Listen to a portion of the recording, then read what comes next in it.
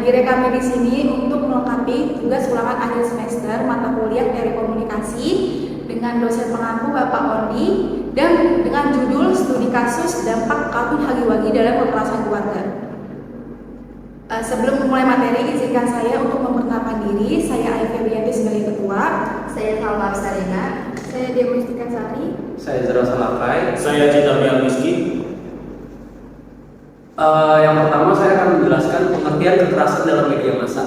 Kekerasan dalam media massa adalah penambaran tindakan kekerasan di media massa. Hal ini mencakup kekerasan fisik, pelecehan verbal, kekerasan seksual, perampokan, dan pembunuhan yang ditayangkan di televisi maupun video game. Beberapa penelitian menunjukkan bahwa adanya hubungan antara kekerasan dalam media massa terhadap peningkatan agresi. Tindakan yang diniatkan untuk menyakiti atau melukai orang lain, baik yang secara fisik, verbal, maupun psikis. Oke, selanjutnya saya akan menjelaskan tentang studi kasus. Pengguna akun TikTok Caistor baru saja membagikan video berisi curhatannya pasal anaknya mulai bertingkah aneh semenjak menonton kartun Hagi-Wagi di YouTube. Anaknya baru saja berusia 3 tahun. Hagi-Wagi sendiri ini digambarkan sebagai boneka berwarna biru, bermulut lebar, bergigi tajam, serta bermata bulat. Saking gemar dengan kartun tersebut, sang anak meminta dibelikan boneka Hagi-Wagi oleh si ibu, dan si ibu membelikannya karena menurutnya hal itu adalah hal yang wajar. Sampai suatu ketika si anak ini menangis, lalu beralih ke dapur dan mengatakan, "Aku mau potong tangan Umi sampai lepas." Sontak sang ibu sedih serta merasa bingung dari mana sang anak dapat kalimat tersebut. Untuk mengatasi hal tersebut, sang ibu langsung saja menghapus riwayat tontonan si anak dari YouTube yang menyebabkan sang anak tantrum 3 jam tanpa henti. Selanjutnya akan dijelaskan oleh Miss. Hubungan studi kasus dengan teori motivasi. Teori motivasi menyatakan bahwa paparan terus-menerus terhadap media akan kekerasan akan menampilkan pandangan persepsi yang ditampilkan oleh media tersebut. Dalam hal ini, jika anak-anak menonton kartun Hagi-Wagi yang menampilkan adegan kekerasan dapat mengubah pandangan persepsi yang menganggap kekerasan itu hal biasa dalam khalayak umum. Selanjutnya akan dijelaskan oleh Salma. Oke, dari studi kasus yang tadi sudah dipaparkan, studi kasus ini menyangkut dengan teori ketergantungan media, di mana sang anak itu menjadi ketergantungan terhadap apa yang ia tonton di suatu media, yaitu YouTube. Nah, teori ini itu ada 3 efek dalam teori ini. Yang pertama itu ada efek kognitif, di mana efek ini meliputi perubahan sikap. Nah, si anak itu sikapnya itu jadi berubah setelah menonton Hagi-Wagi, karena terlalu sering menonton Hagi-Wagi.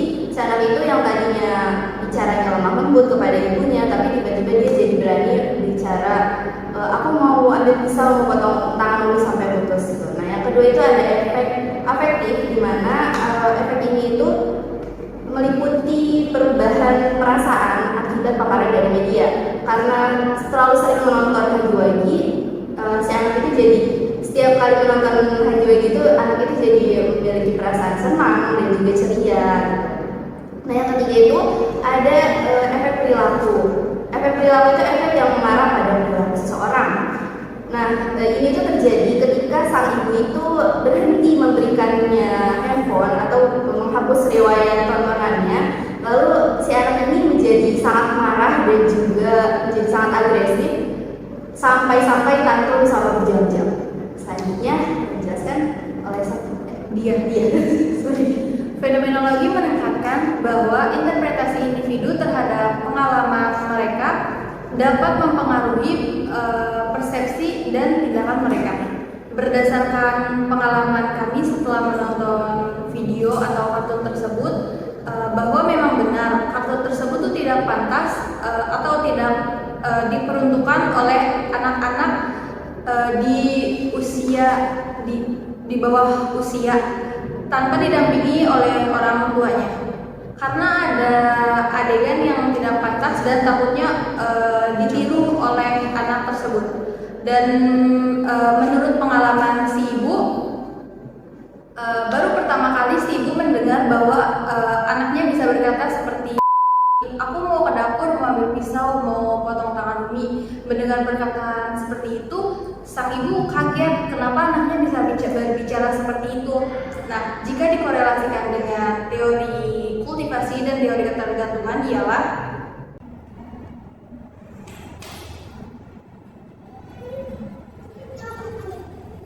jika dikorelasikan dengan teori kultivasi dan teori ketergantungan ialah jika anak-anak sudah ketergantungan dengan kartun tersebut dapat mempengaruhi perubahan perilaku dan tindakan.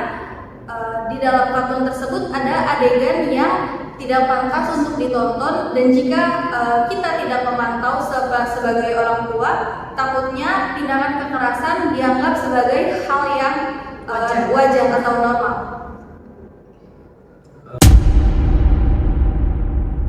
Aku mau cerita guys, anak aku umurnya itu 3 tahun. Dia suka banget nonton Hagi-Wagi dan Mami Longlegs. Yang sukanya dia ingin dibeliin boneka, aku beliin. Ini letak kesalahan aku guys, karena aku nggak memantau dulu ya. Mereka itu toko dalam game Poppy Playtime. Aku nggak tahu anak aku kenal mereka itu dari mana. Sampai tontonannya itu setiap hari, setiap malam itu cuman Hagi-Wagi dan Mami Longlegs. Nah pas tadi pagi dia itu ngambek. Tiba-tiba aja dia masuk ke dapur, terus dia bilang gini, aku mau ngambil pisau katanya, mau potong tangan Umi sampai lepas. Aku auto speechless dong. Ini anak dapat kata-katanya dari mana? Anak aku ini perasaannya lembut banget dan penyayang. Tiba-tiba kepikiran YouTube. Jadi saat aku hapus riwayat dan tontonan dia tantrumnya hampir 3 jam loh guys. Bayangin aja sampai sukanya dia pada tontonan ini. Aku sebenarnya nggak tega ya, tapi ini demi kebaikan dan masa depan dia. Semoga pengalaman aku ini bisa bermanfaat bagi bunda yang lain. Kesimpulan yang bisa diambil, kekerasan dalam media massa merujuk pada representasi tindakan kekerasan di media massa seperti film, televisi, video game, dan media digital lainnya. Meskipun tidak ada kesepakatan sepenuhnya tentang dampaknya, beberapa penelitian menunjukkan bahwa adanya hubungan antara paparan kekerasan dalam media dan peningkatan agresi. Oleh karena itu, penting untuk memiliki pemahaman kritis terhadap representasi kekerasan dalam media dan mempertimbangkan pengaruhnya terhadap penonton, terutama pada anak-anak dan remaja. Sarannya untuk orang tua atau mungkin teman-teman yang punya anak kecil di bawah umur, mulai memantau konten yang ditonton oleh anak-anak, memastikan bahwa tontonan tersebut sesuai dengan usia dan perkembangan mereka.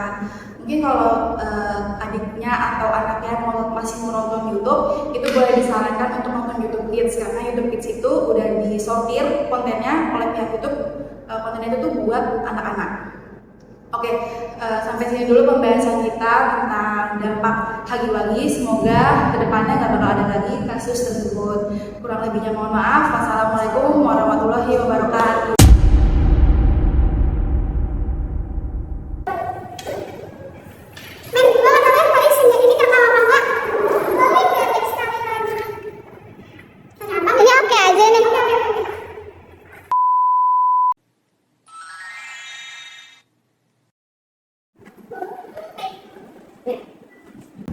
Assalamualaikum warahmatullahi wabarakatuh. Mata kuliah komunikasi dengan dosen pengampu Bapak Oni dengan judul Studi Kasus Dampak Kartun Hagi-Wagi dalam Kekerasan Keluarga.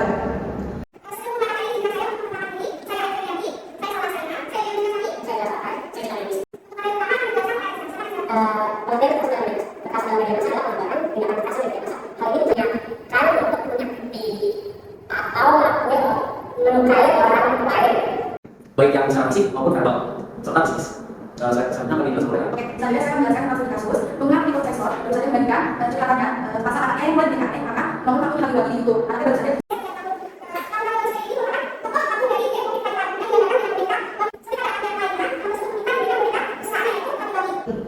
Namun